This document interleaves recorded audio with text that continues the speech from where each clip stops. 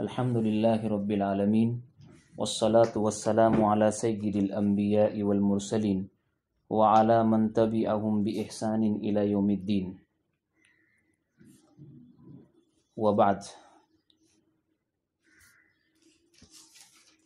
ہم سب سے پہلے اللہ رب العزت کے شکر گزار ہے جس نے ہمیں ایک عظیم مشغلے سے وابستہ کیا ہے، اور اللہ تعالیٰ نے اپنے فضل و کرم اور منتظمین جامعہ، ارباب جامعہ اور اساتذہ کی فکروں کے نتیجے میں ہمیں پھر سے جو ہے علم، تعلیم اور تعلم کے مشغلے سے جوڑنے اور اس کے ساتھ وابستہ ہونے کی ایک موجودہ شکل ہمارے لیے نکالی ہے۔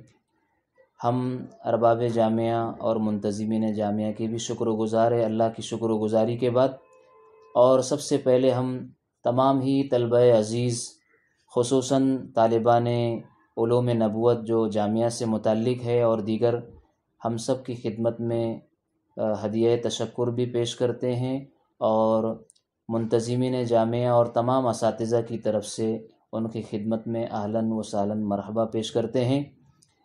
آئیے ہم سب سے پہلے آج اپنے پہلے سبق کا آغاز کرتے ہیں شرح وقایہ سے متعلق۔ اصل و کتاب کے شروع کرنے سے پہلے ہم مبادیات پر ذرا نظر ڈال لیتے ہیں۔ مصنف اور مصنف کے تعلق سے ضروری ہدایات، ضروری مبادیات اور ضروری اور بنیادی باتوں پر نظر کرتے ہیں تاکہ فن کا سمجھنا ہمارے لیے آسان ہو جائے۔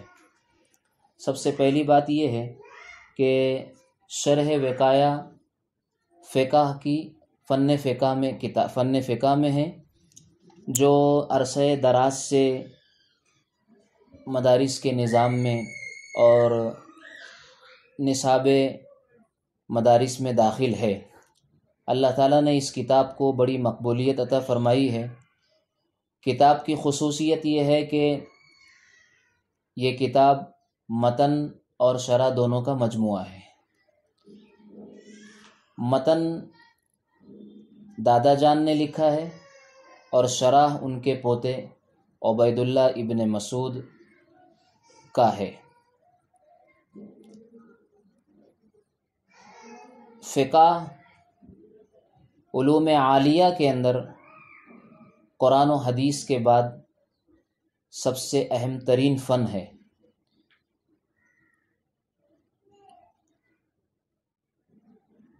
اشرف اور افضل ہونے کے اعتبار سے تو قرآن و حدیث کا علم ہے، لیکن چونکہ قرآن اور حدیث کو پڑھنے پڑھانے کا مقصد ہی ان کی ہدایات اور تعلیمات پر عمل کرنا ہے اور زندگی کو سنوارنا ہے، اور علم فقہ قرآن و حدیث ہی سے ماخوذ اسی کا لب لباب ہے۔ اس اعتبار سے علم فقہ قرآن و حدیث کے بعد سب سے زیادہ اہم اور ضروری علم ہے۔ مبادیات فقہ میں سب سے پہلی چیز فقہ کی تعریف آتی ہے، اس کے بعد اس کا موضوع آتا ہے، پھر اس کی غرض و غایت ہے، اور اسی کے ساتھ جو ہے تدوین فقہ، اس کی اہمیت اور اس کی ضرورت۔ فقہ کے لغوی معنی کسی شے کا جاننا ہے، کسی شے کا جاننا اور سمجھنا ہے، یہ باب سمیع سے آتا ہے۔ یہ اس میں فاعل کی جگہ پر فقی بولا جاتا ہے، جیسے سمیع بولا جاتا ہے سامع کی جگہ پر۔ پھر اس کو علم شریعت کے معنی میں استعمال کیا جانے لگا۔ اس صورت میں لفظ فقہ فقاہتن، لفظ فقاہتن یہ باب کرومہ سے ہوگا، جس کے معنی آتے ہیں فقیہ ہونا۔ جیسے محاورے میں کہا جاتا ہے فلان فقہہ اللہ، اے علمہ الفقہ، تو گویا فقہ باب سمیع سے ہو تو معنی سمجھنے کے آتے ہیں، اور باب کرومہ سے ہو تو اس کے معنی فقیہ ہونے کے آتے ہیں، یعنی علم فقہ میں جسے مہارت حاصل ہو جائے۔ علم فقہ کی بہت ساری اصطلاحی تعریفات کی گئی ہے، صاحب مفتاح السعادہ نے علم فقہ کی تعریف ان الفاظ میں کی ہے: ہوا علم باحث عن الاحکام الشرعیۃ العملیہ شرعیۃ الفرعیۃ العملیہ من حیث استنباطها من الادلۃ التفصیلیہ. یعنی علم فقہ وہ علم ہے کہ جس میں احکام شرعیہ فرعیہ کی بحث ہو، اس حیثیت سے کہ وہ ادلہ تفصیلیہ سے نکالے گئے ہو. علم فقہ جس میں احکام شرعیہ فرعیہ کی بحث ہو، اس حیثیت سے کہ وہ ادلہ تفصیلیہ سے نکالے گئے ہو. اور ادلہ تفصیلیہ سے مراد ہے کتاب اللہ، سنت رسول اللہ اور اجماع و قیاس، جس کو ہم دلائل اربعہ کہتے ہیں، اصول اربعہ بھی کہتے ہیں. ایک بات واضح ہو کہ اہل اصول کے نزدیک فقیہ مجتہد کو کہا جاتا ہے، فقیہ مجتہد کو کہا جاتا ہے، اور جو صرف مقلد ہے، حافظ مسائل ہے، اس پر فقیہ کا اطلاق مجازن کیا جاتا ہے. گویا اہل اصول کے نزدیک اصلاً فقیہ مجتہد ہے، اور جو حافظ مسائل ہے، مقلد ہوتا ہے، اس کو فقیہ کہتے ہیں، لیکن مجازن کہتے ہیں. حقیقتاً فقیہ کا اطلاق مجتہد پر ہوتا ہے اہل اصول کے نزدیک. لیکن فقہا کے عرف میں جو حافظ مسائل ہو، اس پر فقیہ کا اطلاق حقیقتاً ہے. جو مسائل کا جاننے والا اور حافظ ہو، اس پر فقیہ کا اطلاق وہ حقیقتاً کرتے ہیں اہل فقہا حضرات. اور یہ بھی ہے کہ فقیہ کے ادنا درجہ، فقیہ کا ادنا درجہ، ادنا مرتبہ کا اطلاق، ادنا درجے کا اطلاق جو ہے کم سے کم 3 مسائل کے جاننا ہے. اس اعتبار سے فقہا کے نزدیک جو ہے 3 مسائل کے جاننے اور یاد رکھنے والے کو بھی فقیہ کہا جا سکتا ہے.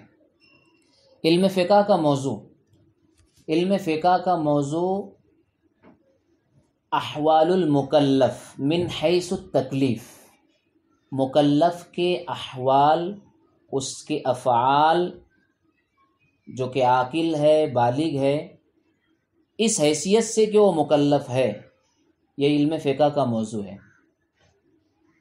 یعنی مکلف کے فعل پر حرام، حلال، واجب، غیر واجب، مستحب وغیرہ جو چیزیں، جو امور پیش آتے ہیں، اس سلسلے میں اس میں بحث ہوتی ہے.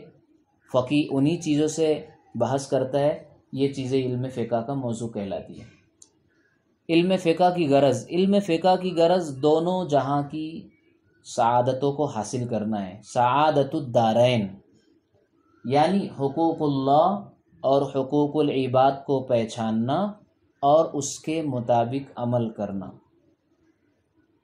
اسی طرح ان دونوں حقوق کی تعلیم دوسروں کو بھی دینا اور خود اس پر عمل پیرا ہونا، دوسروں کو ترغیب دینا، خود اس پر عمل کرنا.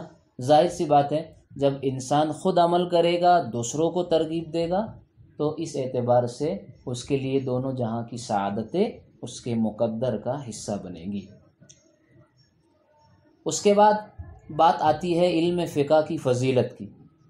جیسا کہ ابھی کہا گیا کہ تفسیر و حدیث کا علم سب سے اشرف ہے، افضل ہے، لیکن قرآن و حدیث کے علم کا مقصد صرف یہی ہے کہ اس پر عمل پیرا ہو، اللہ اور اس کے رسول کی رضامندی اور خوشنودی حاصل ہو. چنانچہ اس کام کے لیے یہ جاننا ضروری ہے کہ کون سا کام فرض ہے، کون سا کام سنت ہے، کون سا کام مستحب ہے، اور کون سا عمل حرام ہے اور کون سا کام مباح اور جائز ہے. جب تک آدمی یہ نہیں جانے گا تو ان درجات کو اور ترتیب کو نہیں جانے گا، اس کے لیے عمل کا کرنا یا اس سے بچنا آسان اور ممکن نہیں ہے. چنانچہ کتاب و سنت یعنی قرآن و حدیث سے انہی احکام کو استنباط کر کے جس فن کو مرتب کیا گیا ہے، وہی علم فقہ ہے، وہی علم فقہ ہے. تو گویا کتاب و سنت کا مقصد اصلی اس پر عمل کرنا ہے، اور فقہ کو جانے بغیر عمل کرنا ممکن نہیں بلکہ بہت دشوار ہے۔ اس اعتبار سے تو شرافت اور کرامت کے اعتبار سے تو قرآن و حدیث کا علم سب سے اعلیٰ ہے، لیکن عمل کے لحاظ سے فقہ کا درجہ سب سے پہلے ہوگا۔ چنانچہ قرآن کریم میں اس کی فضیلت کے سلسلے میں اللہ تعالیٰ خود فرماتے ہیں فَلَوْلَا نَفَرَ مِن كُلِّ فِرْقَةٍ مِّنْهُمْ طَائِفَةٌ لِيَتَفَقَّهُوا فِي الدِّينِ وَلِيُنذِرُوا قَوْمَهُمْ إِذَا رَجَعُوا إِلَيْهِمْ لَعَلَّهُمْ يَحْذَرُونَ کہ ایک گروہ ایسا ہونا چاہیے جو دین سیکھنے کی غرض سے اپنے گھروں سے نکلے۔ ایک گروہ ایسا ہونا چاہیے جو دین سیکھنے کی غرض سے اپنے گھروں سے نکلے، تاکہ جب وہ دین سیکھ کر کے اپنی قوم کی طرف، اپنے سماج کی طرف لوٹے تو انہیں عذاب الہی سے ڈرائیں اور انہیں بچائیں۔ اسی طرح دوسری آیت میں اللہ رب العزت فرماتے ہیں وَمَن يُؤْتَ الْحِكْمَةَ فَقَدْ أُوتِيَ خَيْرًا كَثِيرًا کہ جس شخص کو حکمت عطا کی گئی ہے اسے خیر کثیر عطا کیا گیا ہے۔ اور اس مقام پر جو ہے مفسرین نے حکمت سے علم فقہ مراد لیا ہے۔ گویا جو فقیہ ہو جائے، جس کو فقہ کا علم آ جائے، گویا کہ اللہ تعالیٰ کی طرف سے اس کو خیر کثیر سے نواز دیا گیا ہے۔ اس اعتبار سے اس علم کا ہمیں سیکھنا بڑی سعادت کی بھی بات ہے اور عمل کے لیے بھی بہت ضروری ہے۔ اسی طریقے سے اس علم کی فضیلت اور اس کی اہمیت و ضرورت کے بارے میں روایات مختلف ہے، بہت ساری ہے۔ چنانچہ ایک روایت اور ایک حدیث میں جو دارقطنی اور امام بیہقی نے جس کی تخریج کی ہے، آپ علیہ الصلاۃ والسلام نے فرمایا ہے لِكُلِّ شَيْءٍ عِمَادٌ وَعِمَادُ هَذَا الدِّينِ الْفِقْهُ یعنی ہر چیز کا ایک ستون ہوتا ہے اور اس دین کا ستون علم فقہ ہے۔ صحیحین کی روایت جو بہت مشہور ہے مَن يُرِيدِ اللَّهُ بِهِ خَيْرًا يُفَقِّهْهُ فِي الدِّينِ اللہ تعالیٰ جسے دین کی سمجھ، جس کے ساتھ اللہ تعالیٰ بھلائی کو چاہتا ہے، اللہ جس کے ساتھ بھلائی کرنا چاہتے ہیں اسے دین کی سمجھ عطا فرماتے۔ ان آیات قرآنی اور احادیث نبویہ کی روشنی میں بجا طور پر یہ کہا جا سکتا ہے کہ روز مرہ کے مسائل کا جاننا اور اس کا سیکھنا، جیسے آدمی اگر بالغ ہو جائے تو نماز کے احکام کا جاننا اس کے لیے فرض عین ہوگا، ایک آدمی اگر صاحب نصاب ہو جائے تو زکوٰۃ کے مسائل کا جاننا اس کے لیے فرض عین ہوگا، ایک آدمی اگر تاجر ہے تو بیع و شراء کے مسائل کا جاننا اس کے لیے، اور حلال و حرام کی شکلوں کا جاننا اس کے لیے واجب بلکہ فرض عین ہوگا۔ اور اس سے زائد فقہ کو حاصل کرنا اور مسائل کا جاننا اور سیکھنا یہ فرض کفایہ ہے۔ اس کے بعد مآخذ علم فقہ، یعنی علم فقہ کن مآخذ، مصادر اور مراجع سے حاصل کیا گیا ہے۔ چنانچہ بہت مشہور بات ہے کہ اسلامی فقہ کے مآخذ 3 ہیں۔ اسلامی فقہ کے مآخذ 3 ہیں: کتاب اللہ، احادیث نبویہ۔ کتاب اللہ، احادیث نبویہ۔ نمبر 3، کتاب و سنت کی روشنی میں فقہائے صحابہ اور فقہائے تابعین کی اجتہادی رائیں۔ کتاب و سنت کی روشنی میں فقہائے صحابہ اور فقہائے تابعین کی اجتہادی رائیں۔ بعض حضرات نے اجماع امت کو بھی فقہ کا ماخذ بتایا ہے، چنانچہ ان کے نزدیک فقہ کے مآخذ بجائے 3 کے اب 4 ہو گئے۔ رہی بات کتاب اللہ کی، تو کتاب اللہ کی ساری آیات فقہ کا ماخذ نہیں ہے، بلکہ پورے کتاب اللہ میں 500 آیات اصلاً وہ فقہ کا ماخذ ہے، جو فقہ اور احکام اور مسائل ہی کے سلسلے میں نازل ہوئی ہے۔ اور اس کے علاوہ جو آیات قرآنیہ، واقعات امم سابقہ کے عروج و زوال کے حالات اور ان کی تعذیب اور ان کی سزاؤں پر جو کے سلسلے میں جو آیات ہے، وہ آیات بھی اگر بغور اس میں دیکھا جائے اور اس میں تدبر کیا جائے تو ان سے بھی بہت سارے احکام نکالے گئے ہیں اور نکالے جاتے ہیں، لیکن اصلاً کتاب اللہ میں 500 آیات احکام اور مسائل سے تعلق رکھتی ہے جو احکام شریعت ہی کے سلسلے میں نازل کی گئی ہے۔ اسی طریقے سے احادیث نبویہ میں، جس کے متعلق اللہ تعالیٰ نے خود قرآن کریم میں فرمایا ہے ما آتاکم الرسول فخذوہ وما نہاکم عنہ فانتہوا، کہ رسول اللہ صلی اللہ علیہ وسلم جو تمہیں دے اس کو قبول کرو اور جس سے منع کرے اس سے پرہیز کرو اور اجتناب کرو۔ تو جو احکامات دین کے سلسلے میں آپ صلی اللہ علیہ وسلم کے جو ارشادات اور اعمال وحی الہی کے حکموں میں ہیں، دین کے سلسلے میں آپ کے جملہ ارشادات اور اعمال وحی الہی کے حکم میں ہیں، یعنی اس پر عمل کرنا ضروری ہے، جیسے کہ آیت پاک میں کہا جا رہا ہے۔ لیکن احادیث نبویہ میں بھی اصلاً جو احادیث فقہ سے، احکام اور مسائل سے متعلق ہے، ان کی مجموعی تعداد 3000 ہے، یعنی 3000 مجموعے احادیث میں 3000 حدیثیں ایسی ہیں جو اصلاً احکام اور شریعت کے مسائل سے متعلق ہے، جسے اصلاً جو ہے فقہ کا ماخذ کہا جا سکتا ہے۔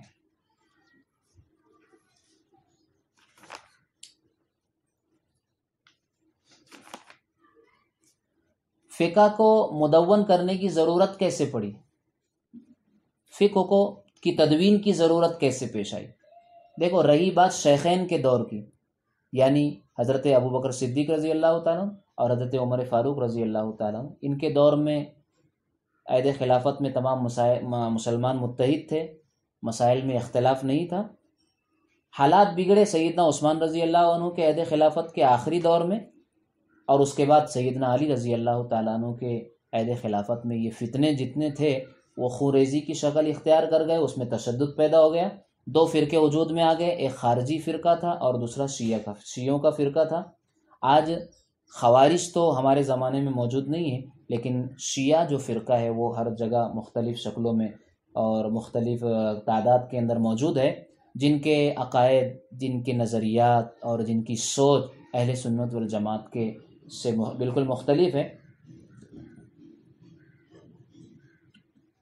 شیعوں کا مسئلہ، خارجی تو صرف قرآن کریم اور شیخین کے زمانے کی حدیثوں کو واجب العمل مانتے تھے، اور شیعوں کے خیال میں حضرت علی رضی اللہ تعالیٰ عنہ ہی جو ہے پورے اسلام کا محور اور مرکز، وہ ان کو سمجھتے اور جانتے تھے۔ شروع میں یہ اختلاف ان کا اختلاف میں تشدد نہیں تھا، لیکن بعد میں جو ہے اس میں تشدد برپا ہو گیا۔ ضرورت پیش آئی کہ اب جو ہے فقہ کو مدون کیا جائے۔ دوسری وجہ یہ بھی ہے کہ جب اسلام جو ہے حجاز مقدس سے اور عرب سے نکل کر، دنیائے عرب سے نکل کر جب جو ہے عجم کے علاقوں میں پہنچا، اور عجمیوں کی بود و باش، زبان اور حالات اور زندگی گزارنے کے طور طریقے مختلف رہے، تو بہت سارے مواقع پر ایسی ضرورت پیش آئی کہ اب جو ہے فقہ کو مرتب کیا جائے۔ اس لیے سب سے پہلے جو ہے فقہ کو مرتب کیا ہے امام ابو حنیفہ، نعمان ابن ثابت امام ابو حنیفہ رحمۃ اللہ علیہ نے۔ اسی لیے حضرت امام ابو حنیفہ رحمۃ اللہ علیہ کو فقہ کا مدون اول کہا جاتا ہے، جو بڑی عرق ریزی، بڑی محنت اور اپنے جو ہے ہونہار اصحاب فقہ کی جماعت کے ساتھ حضرت الامام اعظم ابو حنیفہ رحمۃ اللہ علیہ نے فقہ کے اس مجموعے کو تیار کیا۔ اللہ تعالیٰ ان حضرات کو جزائے خیر عطا فرمائے، اور ہمیں جو ہے فقہ کو سمجھنے کی اور بالخصوص احکام شریعت پر ہم سب کو عمل کی توفیق عطا فرمائے۔ یہ شرح وقایہ سے متعلق مبادیات کا پہلا سبق ہوا ہے۔ انشاءاللہ ہم اسی طرح جو ہے تسلسل کے ساتھ درس اول، درس ثانی، پہلا اور دوسرا سبق، اس طرح ہم جو ہے اپنے اس سلسلے کو آگے بڑھاتے رہیں گے۔ اللہ تعالیٰ مجھے اور آپ کو، ہم سب کو عمل کی توفیق عطا فرمائے۔ وآخر دعوانا ان الحمد للہ رب العالمین۔